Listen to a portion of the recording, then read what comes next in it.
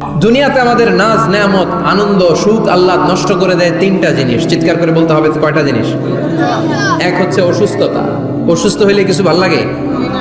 সুস্থ থাকলে সবকিছুর স্বাদ আল্লাহ স্বাচ্ছন্দ্য আরাম আয়েশ ভোগ করা যায়, ঠিক কিনা? নাম্বার 2 হচ্ছে বার্ধক্য। যৌবন বয়সে যে আরাম মজমাস্তি করা যায়, বুড়ো হয়ে গেলে কি সে আরাম আয়েশ করা যায়? যায় না। 3 নম্বরে হচ্ছে মৃত্যু। সব আরাম রে ব্যারাম করে দেয় মৃত্যু এসে। তাহলে তিনটা জিনিস আমাদের আনন্দের মাঝখানে এসে ব্যাঘাত ঘটায়। এক হলো অসুস্থতা, 2 হলো বার্ধক্য, 3 হলো মরণ। আল্লাহ কয় তিনটারে জান্নাত থেকে আউট।